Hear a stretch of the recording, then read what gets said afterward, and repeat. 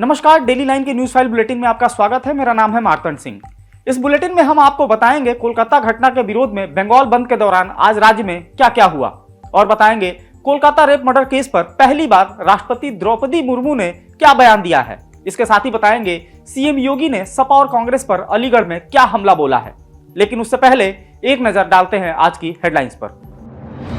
कोलकाता घटना के विरोध में बीजेपी ने बुलाया बंगाल बंद, पुलिस और भाजपा समर्थकों के बीच हुई झड़प, बीजेपी नेता की कार पर हुआ हमला। कोलकाता रेप मर्डर केस पर पहली बार बोली राष्ट्रपति द्रौपदी मुर्मू, कहा मैं घटना को लेकर निराश और डरी हुई हूं। समाज को ऐसी घटनाओं को भूलने की खराब आदत है। महाविकास आघाड़ी ने आज मुंबई में की बैठक, शरद पवार और नाना पटोले हुए शामिल, महिला सुरक्षा, भ्रष्टाचार और शिवाजी महाराज की प्रतिमा गिरने का मुद्दा उठाया। असम में गैर असमी मुसलमानों को राज्य छोड़ने की धमकी, 30 से ज्यादा संगठन उतरे सड़कों पर, इन संगठनों के खिलाफ पुलिस ने लिया एक्शन। सीएम योगी ने सपा और कांग्रेस पर जमकर बोला हमला, कहा अयोध्या कन्नौज में सपा नेताओं ने बेटियों की इज्जत से किया खिलवाड़, इन्हें नहीं है बोलने का अधिकार। अब खबरों की चर्चा करते हैं विस्तार से। बीजेपी ने आज 12 घंटे का बंगाल बंद बुलाया। बंद के दौरान कई जिलों में पुलिस और बीजेपी समर्थकों के बीच झड़प हुई, कई नेताओं और कार्यकर्ताओं को हिरासत में लिया गया। वहीं भाटपारा में भाजपा नेता प्रियंगू पांडे की कार पर फायरिंग भी हुई। प्रियंगू ने बताया कि टीएमसी के लगभग 50-60 लोगों ने उनकी कार पर हमला किया। इस दौरान 6 से 7 राउंड फायरिंग की गई और बम फेंके गए। इस हमले में ड्राइवर समेत 2 लोगों को गोली लगी है, जिसमें एक की हालत गंभीर है। वहीं नादिया और मंगलवाड़ी चौरंगी में बीजेपी और टीएमसी कार्यकर्ताओं के बीच झड़प हुई।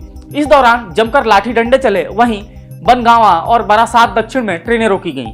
वहीं बंगाल बंद का बंगाल सरकार ने विरोध किया। मुख्यमंत्री ममता बनर्जी ने कहा कि सीबीआई को रेप मर्डर केस की जांच सौंपे 16 दिन बीत गए हैं, कहां है न्याय। सीएम ने कहा बीजेपी बंगाल को बदनाम कर रही है। बीजेपी उत्तर प्रदेश, मध्य प्रदेश, महाराष्ट्र और मणिपुर में हुई घटनाओं की बात क्यों नहीं कर रही।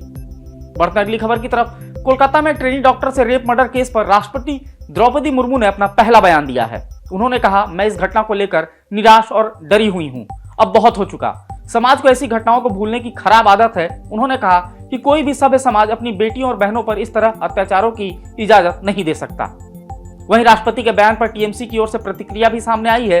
टीएमसी नेता कुणाल घोष ने कहा कि आरजीकर अस्पताल को लेकर राष्ट्रपति द्रौपदी मुर्मू का बयान आया है, उन्होंने इसे लेकर चिंता व्यक्त की है। वहीं इस घटना पर हमारा कहना है कि हम सब और हमारी पार्टी न्याय के पक्ष में है। आरोपी को मौत की सजा होनी चाहिए, लेकिन राष्ट्रपति अभी क्यों बोल रही हैं? जब उन्नाव, हाथरस, महाराष्ट्र, बदलापुर, उत्तराखंड में यह सब हुआ तब वो कहां थी? जब गोल्ड मेडलिस्ट साक्षी मलिक का आरोप बीजेपी सांसद ब्रजभूषण शरण सिंह के खिलाफ हुआ था तब आप कहां थी? भाजपा शासित राज्यों में हुआ तब आप कहां थी? बढ़ते अगली खबर की तरफ। महाविकास आघाड़ी ने आज मुंबई में शिवसेना प्रमुख उद्धव ठाकरे के घर मातोश्री पर बैठक की।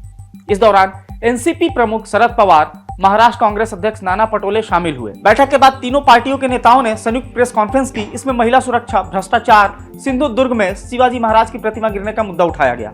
उद्धव ने बीजेपी पर हमला बोलते हुए कहा कि राज्य में भ्रष्टाचार से लिप्त सरकार चल रही है। स्मारक के काम में करोड़ों का भ्रष्टाचार हुआ और इसे फिर से बनाने के नाम पर करोड़ों का भ्रष्टाचार होगा। मैं इन्हें शिवद्रोही कहूंगा। वहीं उद्धव ने आगे भी कहा कि महिला सुरक्षा को लेकर हमने 2-3 दिन पहले बंद का आह्वान किया था, लेकिन कोर्ट आदेश के कारण ये नहीं हो सका। वहीं अब प्रतिमा गिरने के विरोध में एमबीए 1 सितंबर को मुंबई के हुतात्मा चौक पर आंदोलन करेगी।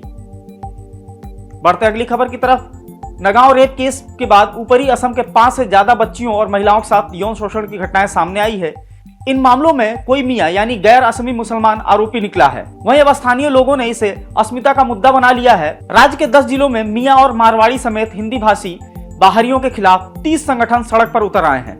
वो घर घर जाकर दस्तक दे रहे हैं और मियाओं को शनिवार तक असम छोड़ने की धमकी भी दे रहे हैं। इससे पहले असम के सीएम हिमंता बिस्वा शर्मा ने कहा कि वह राज्य को मियां भूमि नहीं बनने देंगे। वहीं पुलिस ने सामुदायिक तनाव फैलाने वाले इन संगठनों को चिन्हित करना शुरू कर दिया है। इनके खिलाफ ऑपरेशन बॉन्ड शुरू किया गया है। इस दौरान पुलिस नोटिस भी जारी कर रही है। अब तक पुलिस 27 संस्था प्रतिनिधियों को नोटिस थमा चुकी है। बढ़ते हैं अगली खबर की तरफ। सीएम योगी ने आज अलीगढ़ से सपा और कांग्रेस पर जमकर हमला बोला। कानून व्यवस्था और महिलाओं की सुरक्षा के मुद्दे को लेकर सीएम योगी ने कहा कि इस मामले पर सपा प्रमुख को बोलने का अधिकार नहीं है। अयोध्या और कन्नौज में उन्हीं की पार्टी के नेताओं ने बेटियों की इज्जत से खिलवाड़ किया है। वहीं उनकी सरकार के दौरान व्यापारियों में डर का माहौल था। उन्होंने आगे कहा कि सपा हो या कांग्रेस, इनके अंदर जिन्ना की आत्मा घुस गई है।